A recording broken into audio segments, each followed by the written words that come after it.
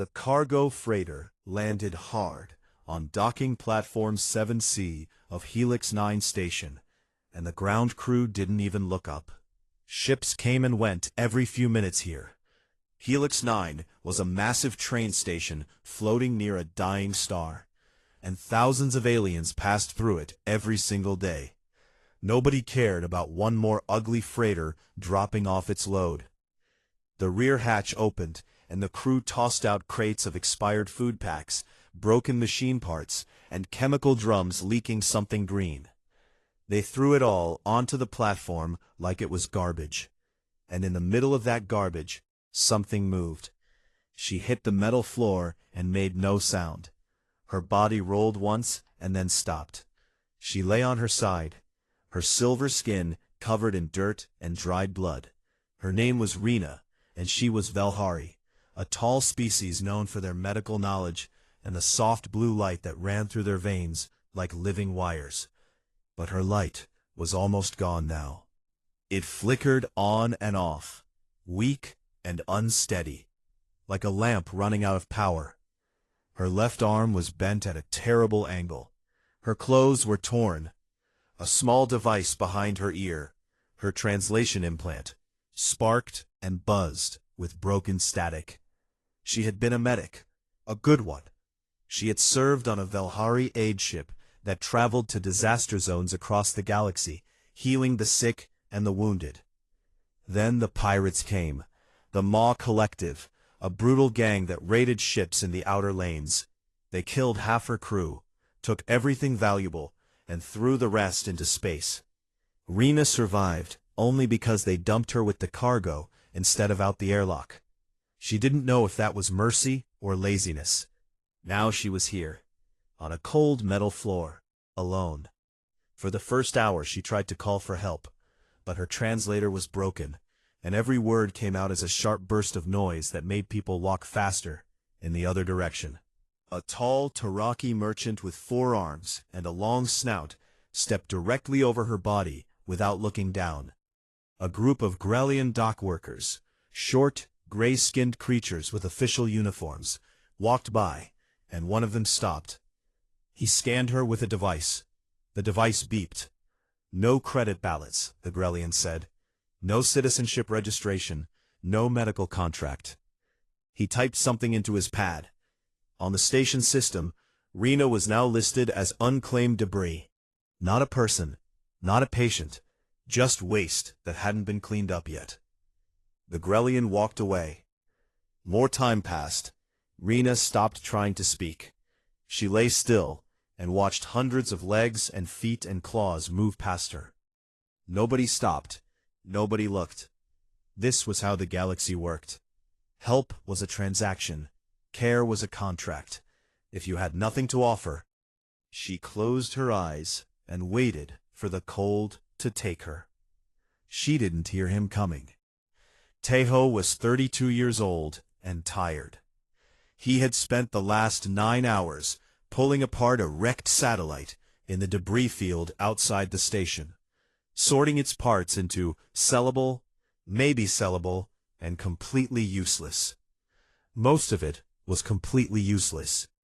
He had made barely enough credits to cover his docking fee, and he still needed to eat tonight. His boots were heavy on the platform as he walked toward his ship, a small, beat-up salvage vessel called the Duri. The name meant the two in Korean, named after himself and his younger sister Yuna, who had died 6 years ago on a transport ship that nobody bothered to rescue because the passengers were low-priority migrants.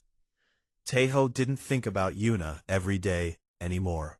But he thought about what her death had taught him. That the galaxy had a system, and the system decided who mattered and who didn't. And the system was wrong. He almost walked past Rena. Almost. But then he saw the flicker. Just a small pulse of blue light from the ground, between a cracked supply crate and a leaking drum. He stopped. He looked down, and he saw her. She was shaking. Her skin, which should have been bright silver, was pale and gray. Her broken arm was swollen. Her eyes were half open, unfocused, looking at nothing. The blue light in her veins blinked once, twice, and then went dark for a long second before coming back. Taeho looked around. The platform was full of people, aliens of every kind, walking, talking, doing business. Not one of them was looking at the woman on the ground. He knelt down beside her. Rena felt the movement, and her whole body tensed. She had learned on the pirate ship what it meant when someone knelt over you. It meant pain. It meant hands grabbing, pulling, taking. She tried to curl into herself, to protect her broken arm, to make herself small. But the pain didn't come. Instead, something warm and soft landed on her shoulders.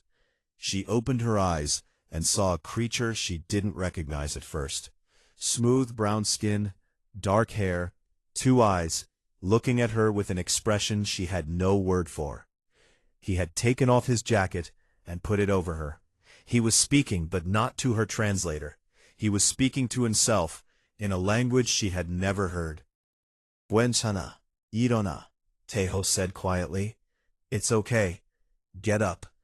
He reached under her, carefully, one arm supporting her back and the other sliding gently beneath her legs. He avoided her broken arm. He lifted her off the ground. She was taller than him and heavier than she looked, but he held her steady and started walking. A Grellian officer near the dock entrance shouted at him. "That biological material is unclaimed station property.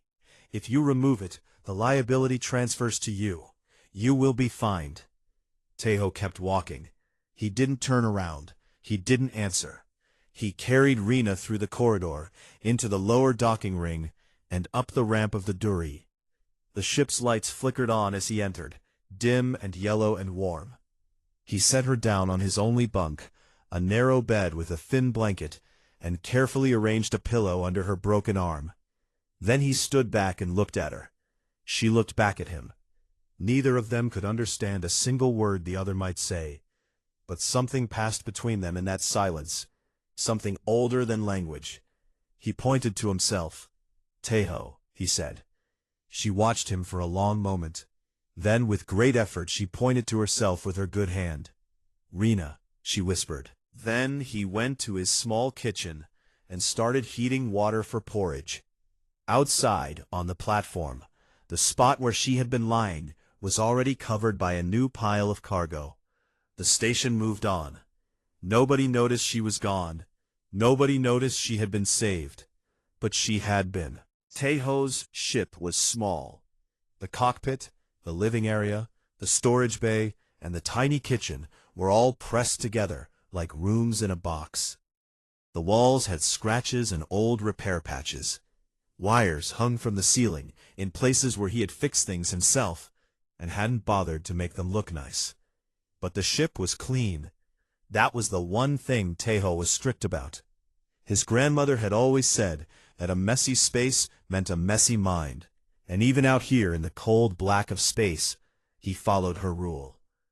He sat on the floor of the cockpit with his back against the wall, eating cold rice from a container, while Rena lay on his bunk in the next room. He could hear her breathing, long, uneven breaths with small pauses that worried him. He didn't know anything about Velhari biology. He didn't know if her heart was in the same place as his, or if she even had a heart at all. He didn't know what her blood looked like, or what medicines would help her, or what foods would poison her. So he looked it up. The Galactic Network had basic files on most known species, and Taeho spent 2 hours reading everything he could find on the Velhari. Their biology was surprisingly close to human in some ways. They breathed oxygen. They could digest cooked grains and certain proteins. They healed faster than humans, but needed warmth to do it. Their bioluminescent veins ran on a chemical process that slowed down in the cold. Taeho turned up the heating in the ship. His energy bill would be terrible this month. He didn't care. The next morning, he set her arm. He wasn't a doctor, but he had grown up in a small town in Korea where his grandmother ran a tiny countryside clinic. She treated farmers with broken bones, children with fevers, old women with bad backs. Taeho had been her assistant from the time he was 10 years old. He knew how to set a bone. He knew how to be gentle when someone was in pain. He used a salvaged medical splint from his supply bin, something he had pulled from a wreck months ago, and kept because it looked useful. He wrapped Rina's arms slowly, watching her face for signs of pain. Her silver skin shifted color slightly when she hurt, going darker around the edges, like a bruise made of shadows. He adjusted his grip each time it happened. When he finished, he brought her a bowl of rice porridge. Simple, warm, soft. She stared at it like she didn't know what to do. He mimed eating with a spoon. She took the bowl with her good hand and tasted it. She ate the whole thing. For 2 days, they lived like this. He fed her, checked her arm, kept the ship warm, and slept in the pilot's chair because there was only one bed. She watched him constantly. Every time he did something for her, brought water, adjusted her pillow, cleaned and rewrapped her wound, she watched with the same confused, searching look, like she was trying to solve a math problem that didn't have an answer. On the 3rd day, her translator implant finally came back online.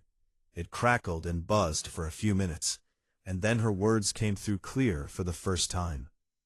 The first full sentence she said to him was, "What do you want in return?" Taeho was in the middle of fixing a loose panel on the wall. He stopped and looked at her. "What?" "For this," Rina said. She gestured around the ship, at the bed, the food, the splint on her arm.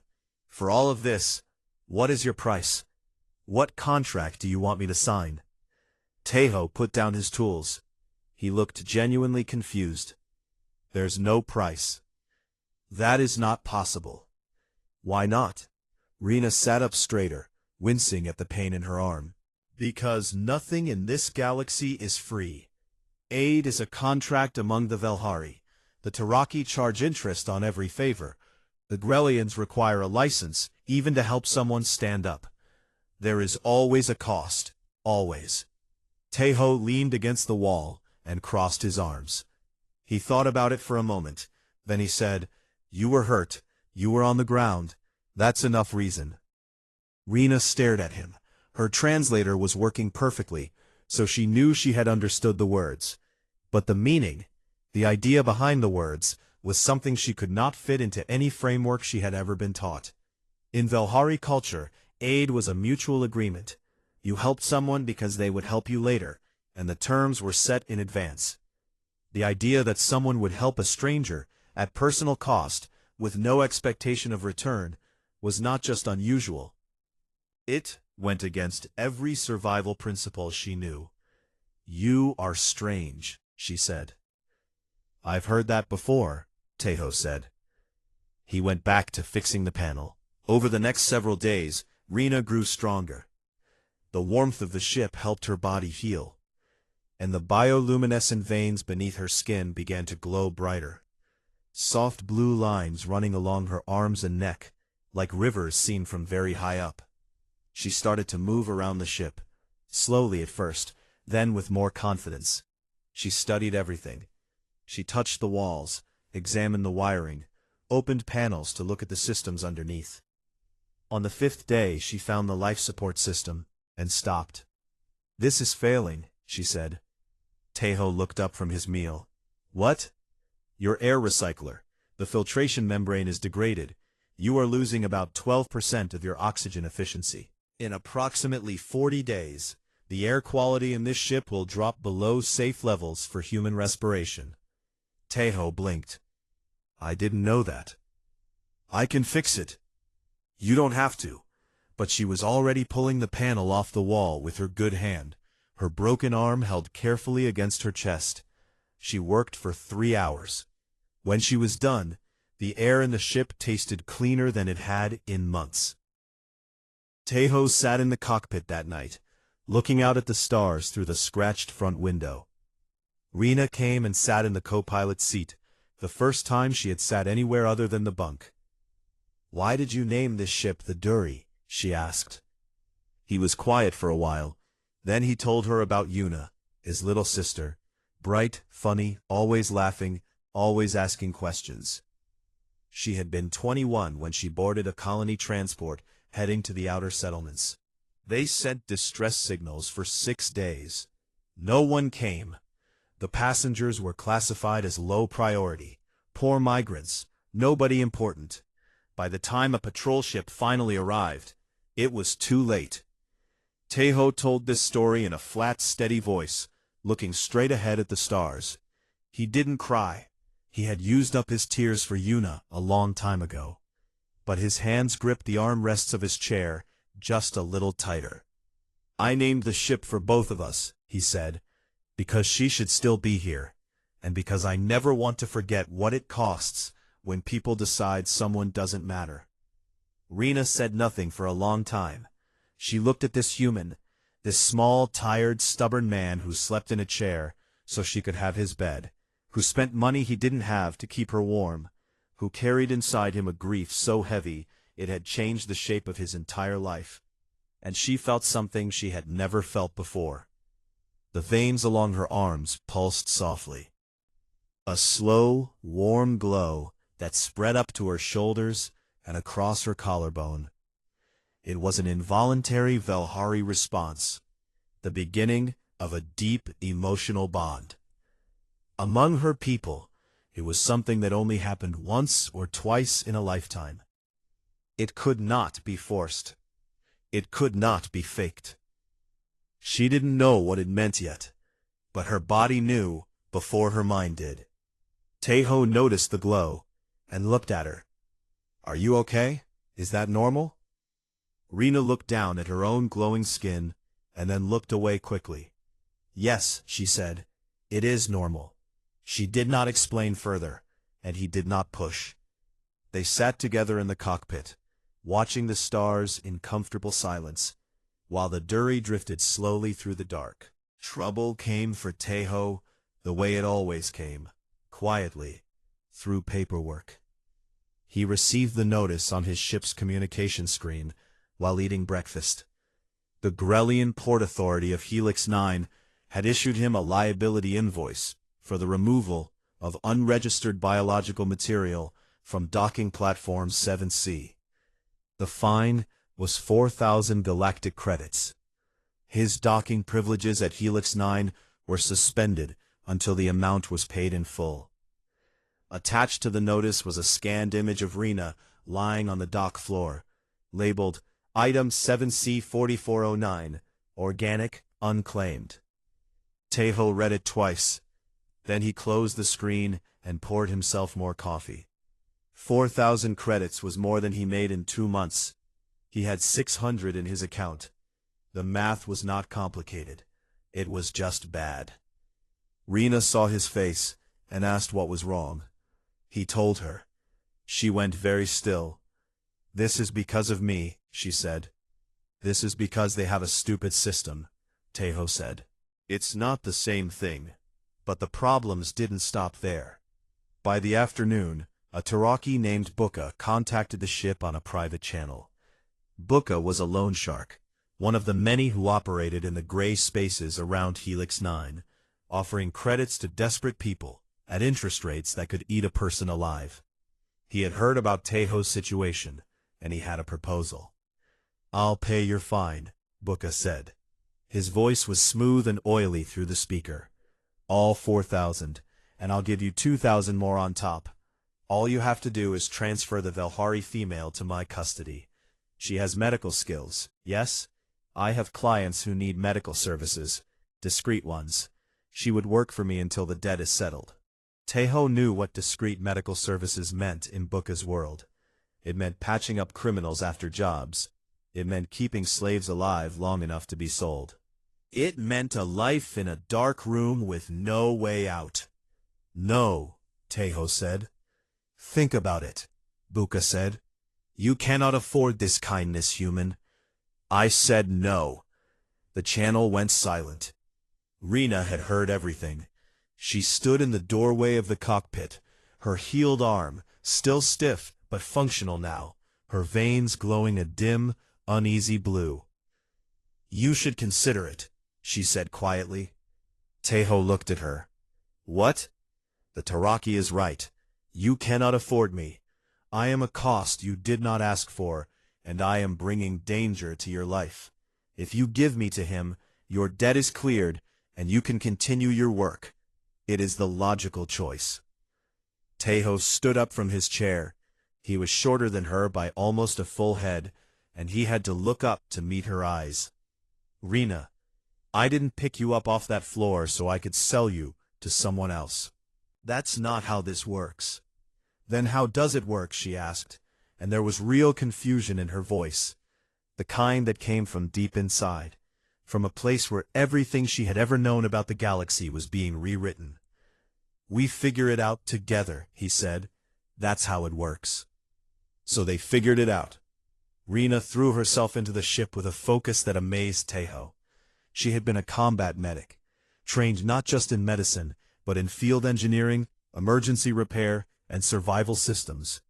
Within a week, she had rebuilt the Duri's medical bay from a box of old bandages and a cracked scanner into a proper triage station using parts Teho had in storage. She rewired the ship's communication array to extend its range by 30%. She found and sealed 7 microfractures in the hull that Teho hadn't even known about. Tiny cracks that had been slowly leaking atmosphere for months. "You were dying," she told him matter-of-factly one evening, pointing at the sealed cracks.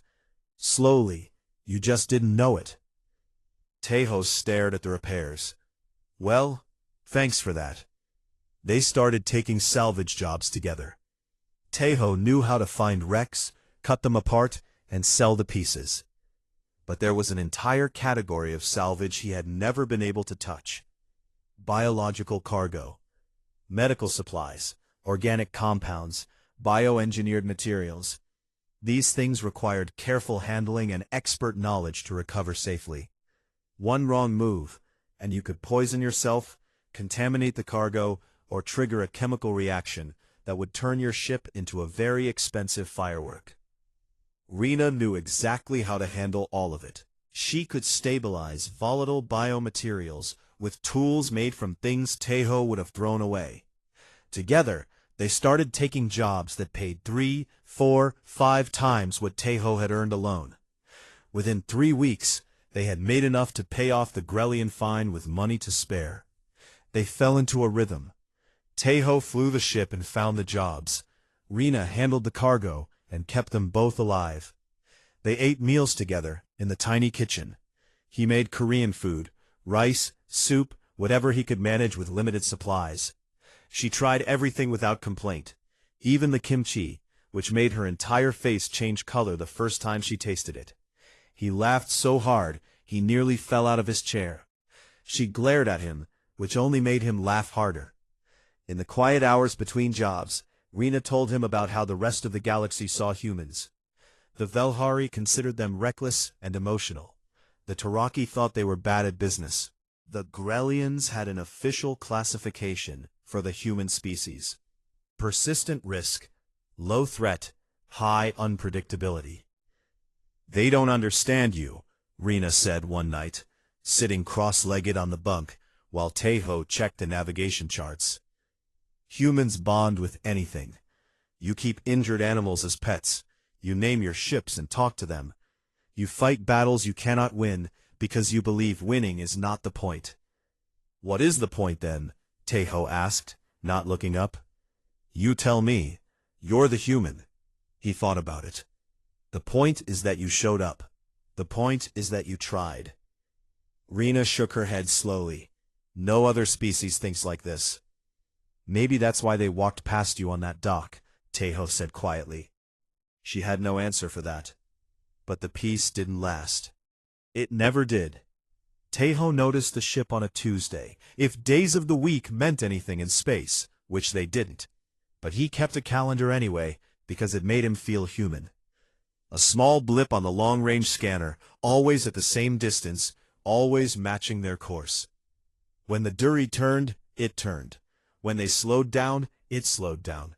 He watched it for 2 days before he said anything. Then, on the third day, he pulled up the scanner reading in the cockpit and called Rena over. "Something's following us," he said. "Has been for at least 48 hours. You want to tell me why?" Rena looked at the screen. Her veins dimmed, the Velhari equivalent of going pale. She stood very still for a long time. Then she sat down in the co-pilot's seat and told him the truth. She was not just a medic. She had been a senior researcher on the Velhari aid vessel. Before the pirates attacked, her team had completed a breakthrough in regenerative medicine, a treatment that could heal catastrophic tissue damage in nearly any carbon-based species. The research data was not stored on any computer or drive. It was bio-encrypted, encoded into an implant fused to her spinal column. The data went where she went. It could not be copied, transferred, or extracted without killing her. The Maw Collective hadn't thrown her away by accident. They had lost her in the chaos of the raid. And now they had found her again. Tejo listened to all of this, without interrupting. When she finished, the cockpit was very quiet. The scanner blipped softly. The following ship was still there, waiting. "You should have told me earlier," he said. "I know," she said. "I was afraid." "Of the pirates?" "I was afraid that if you knew, you would make the rational choice and let me go." Tejo leaned back in his chair and rubbed his face with both hands. He was tired. He was always tired. But when he dropped his hands, his eyes were clear and steady. "Okay," he said. "So we deal with it. No anger, no betrayal, no calculations about risk and reward. Just 2 words and the look of a man who had already decided, a long time ago, that some things were more important than being safe." Rena felt her veins surge bright, so bright that the cockpit turned blue for a moment, and Tejo blinked in the sudden light. "Sorry," she said quickly. "I cannot control it." "It's fine," he said, smiling a little despite everything. "We'll figure that out too." He turned back to the scanner, and together they began to plan. Waypoint Nara was the kind of place the galaxy forgot about on purpose. It was a refueling platform bolted to an asteroid at the edge of patrolled space. The last stop before the dark lanes where no law reached and no rescue came. The lights were dim. The fuel was overpriced. The only other ships at the dock were 2 automated haulers running on pre-programmed routes, empty and silent. Tejo had chosen Nara because it was quiet, because it was small, and because the open space around it gave him a clear view of anything coming from any direction. He didn't have weapons. He didn't have shields. He didn't have friends with warships. What he had was a plan, and the plan depended on being able to see. They had been docked for less than an hour when the scanner lit up. 3 ships dropped out of hyperspace in a loose triangle formation, each one 4 times the size of the Duri. Their hulls were dark, scarred, covered in the welded-on armor plates and stolen weapon mounts that marked them as Maw Collective vessels. The lead ship was the biggest, a converted cargo hauler turned into a warship, bristling with guns that had no business being on a civilian frame. The communication channel crackled, and a voice filled the cockpit. It was deep, rough, and utterly without emotion, like rocks grinding together. "Human, I am Goal. I speak for the Maw. You have something that belongs to us. Give us the Velhari, and you leave alive. You have 1 minute." Tejo looked at Rena. She was standing behind his chair, her veins dark, her face still. She was not shaking. She was not crying. She had the look of someone who had already accepted what was coming, and was simply waiting for it to arrive. 1 minute is generous," Tejo said to her. "For a pirate, you cannot fight them." "I know." "Then what are you going to do?" He turned to the communication panel, but he didn't open a channel to Goal. Instead, he did something that made Rena's breath stop. He opened every channel, all of them, every frequency, every band, every emergency wavelength that the dory's upgraded communication array could reach. And then he started talking. "This is Tejo, human salvage operator, registration number HX8841, broadcasting from Waypoint Nara on all open frequencies. I am currently being surrounded by 3 vessels of the Maw Collective, a known pirate organization. They are here to take a Velhari national named Rena, a medical researcher who was kidnapped during a raid on a Velhari aid vessel. She carries classified Velhari medical research in a bio-encrypted implant. The Maw Collective intends to take her by force and extract the data, which will kill her. I am transmitting her full testimony, the coordinates of the original raid, the identities of the Maw ships, and a record of this encounter. This broadcast is live. The galaxy is listening." He pressed a second button, and Rena's pre-recorded testimony, which they had spent the last 2 days preparing, began streaming across the open channels. Her voice, calm and clear, describing the attack, the deaths of her crewmates, the theft of the research, and the Maw Collective's methods. Tejo turned off his microphone and looked at Rena. "Even if no one comes," he said, "the galaxy will know what happened here." Goal's response was immediate. His voice came back harder, angrier. "You are making a mistake, human. Shut down your broadcast and surrender the cargo, or we will open fire." "She's not cargo," Tejo said. He said it only to himself. Then he undocked the Dury and flew straight at them. He had no illusions about what he was doing. The Dury was a salvage ship. It had cutting tools and a tow cable, and a single weak pulse emitter that was technically classified as a mining tool, not a weapon. The 3 Maw ships had enough firepower to turn him into dust in seconds.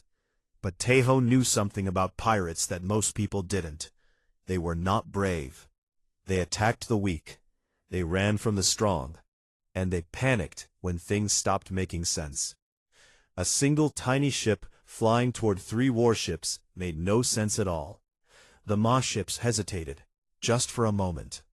That moment was all Tejo needed. He fired his tow cable at the nearest pirate skiff and latched onto its engine housing. Then he released a cargo pod, a heavy steel container full of scrap metal, and let it swing on the cable like a wrecking ball. It smashed into the skiff's rear thrusters and sent it spinning sideways, crashing into the second ship. Both vessels tumbled, their weapons firing wild into empty space. Goal's ship opened fire on the Dury. The first shot hit the port side and tore a hole in the cargo bay. Alarms screamed. The air started rushing out. Tejo sealed the bay doors and vented the rest of the atmosphere deliberately, creating a cloud of debris and frozen air crystals that scattered Goal's targeting systems. In the medical bay, Rena was not hiding. She had pulled apart the ship's secondary communication relay and was using it to tap into the Maw Collective's internal channel. She fed false position data into their system, making their sensors show the Dury in 3 different places at once. The pirate ships started shooting at ghosts. But it wasn't enough. It was never going to be enough. The second volley from Goal's ship hit the Dury's engine. The ship shuddered and went dark for 2 terrible seconds before the backup power kicked in. The main thrust was gone. They were drifting. Another hit tore through the upper hull, and shrapnel cut across the cockpit. A piece of metal sliced Tejo's forehead open, and blood ran down into his left eye. He wiped it away and kept his hands on the controls. "Rena," he said over the internal comm, "how's your side?" "Alive," she said. "But we have maybe 2 minutes before they get a clean shot." "Then we have 2 minutes." He didn't pray. He didn't beg. He flew his broken ship in circles around the asteroid, using Nara's own structure as cover, making himself as hard to hit as possible. Every second he survived was another second the broadcast ran, another second the galaxy heard. And the galaxy heard.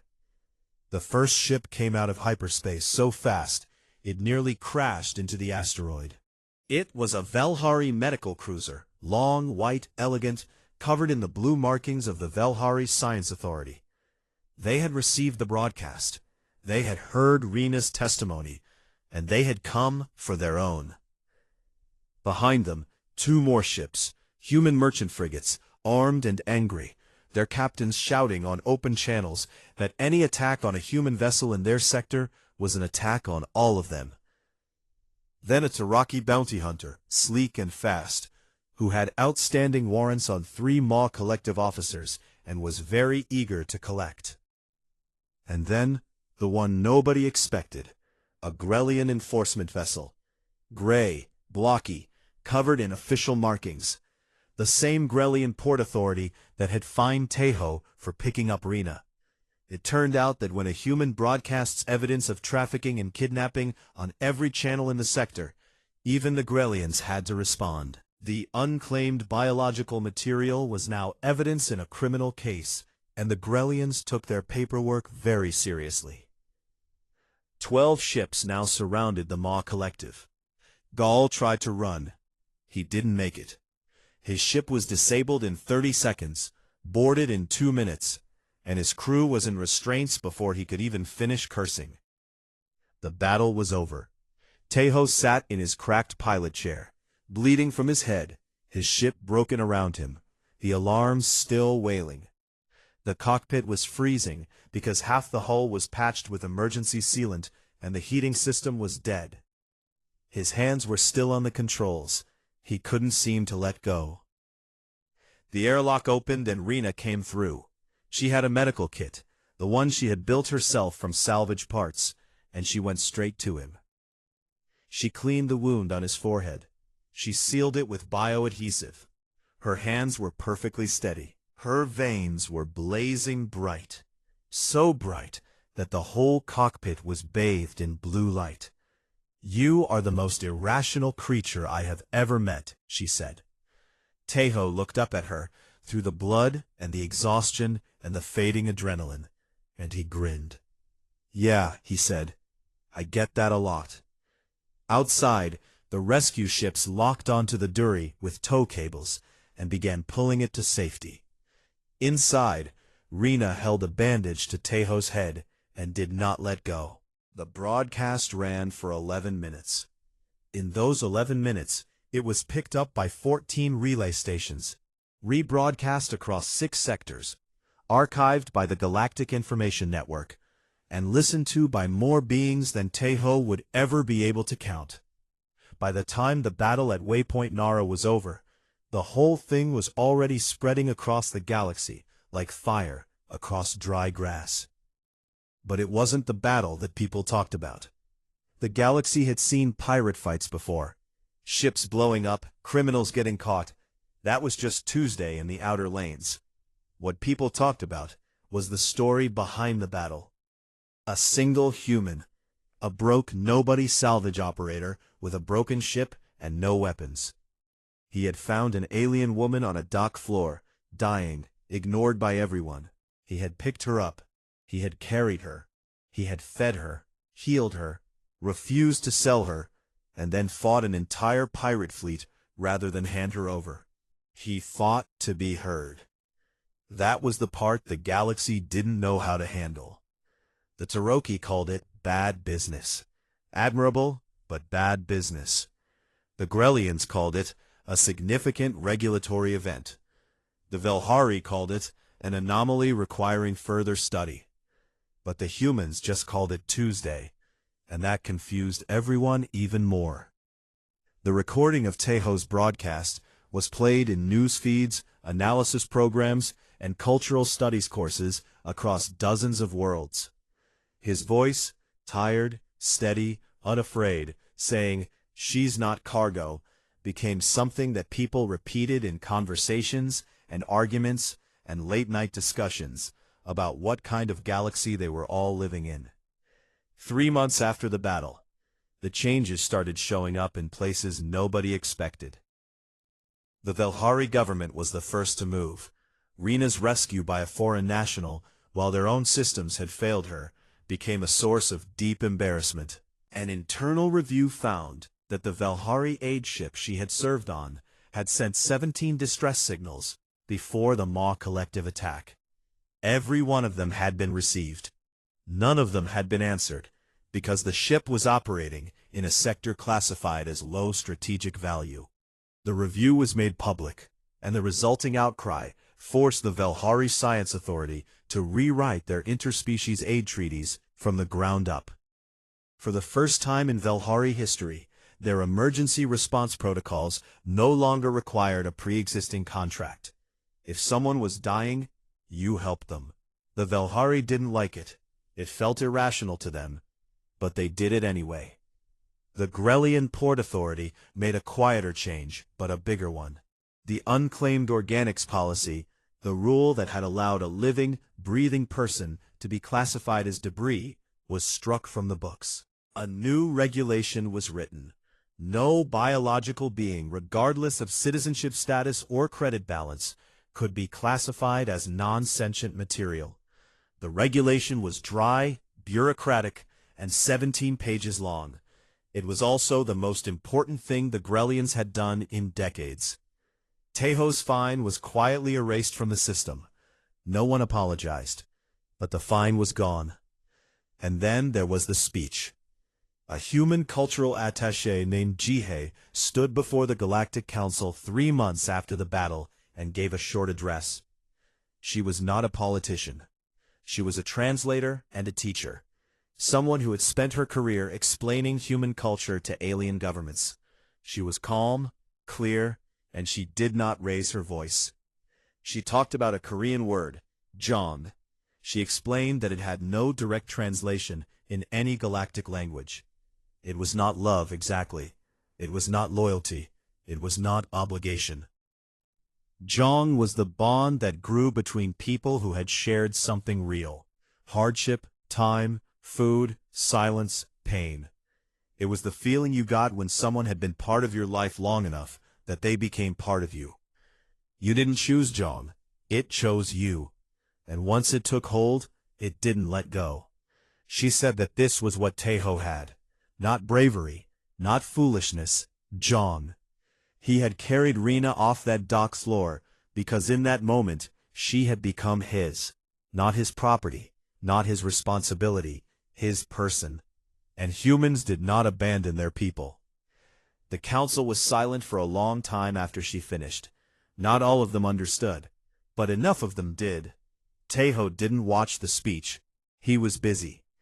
The reward money from the Maw collective bounties, Gaul and his crew had warrants in 8 systems, came to more credits than Teho had seen in his entire life. He used it to repair the Duri. Not just repair it, rebuild it. New engines, new hull plating, a proper medical bay with real equipment, not salvaged scraps. He upgraded the communication array, the scanners, the life support. He added a second bunk. Rena stayed. She made this very clear, and she made it clear on her terms.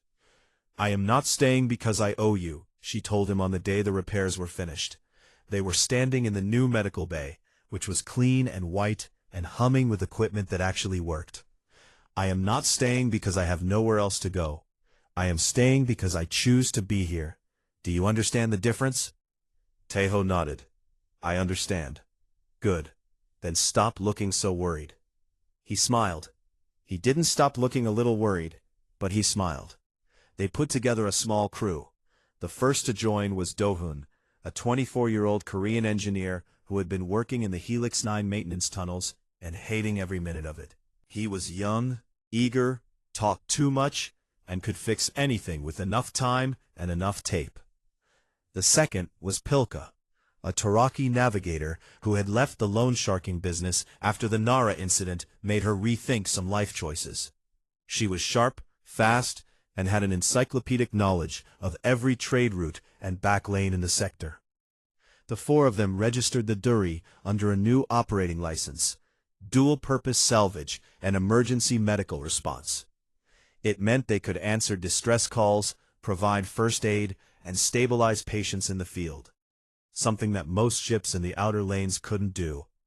It also meant less money per job and more danger per day. Teho didn't care, Rena didn't care, Dohun thought it was exciting. Pilka thought they were all crazy, but she stayed anyway. Their first emergency call came 2 weeks later. A mining crew trapped in a collapsed shaft on a small asteroid. Rena treated their injuries, while Taeho and Dohun cut through the rubble. The miners had no insurance, no contracts, no way to pay. Taeho told them not to worry about it. Pilka, watching from the ship, muttered something about humans being financially suicidal. Then she started plotting a course to the next distress signal. On a quiet evening, after a long run, Taeho and Rena sat in the cockpit. The new seats were better than the old ones, but Taeho still leaned his back the same way. The stars outside were the same as they had always been, cold, distant, enormous, and completely indifferent to everything happening beneath them. Rena looked at him. Her veins were glowing softly, a steady, warm blue that had become her normal state whenever she was near him. She had stopped being embarrassed about it. Taeho. Yeah. Can I ask you something? Sure. Do all humans do what you did on that dock? Do all of them stop? Taeho thought about it for a long time. He thought about Yuna. He thought about the people who didn't save her. He thought about the Grellian who scanned Rena and walked away. He thought about the merchant captains who came to help at Nara, and the ones who probably heard the broadcast and did nothing. He thought about every person he had ever known, the kind ones and the cruel ones and the ones in the middle who just tried to get through the day. Not all, he said, but enough. Rena considered this. She looked out at the stars. She thought about the dock, the cold floor, the hundreds of feet that had walked past her, and she thought about the one pair of boots that had stopped. Then perhaps there is hope for this galaxy, she said. He reached over and adjusted the heading on the navigation panel, pointing the Duri toward the next signal, the next call, the next person lying on some cold floor somewhere, waiting for someone to stop. The ship moved forward. The stars watched. And somewhere in the vast, indifferent dark, a small blue light was glowing, steady, warm, and bright enough to see.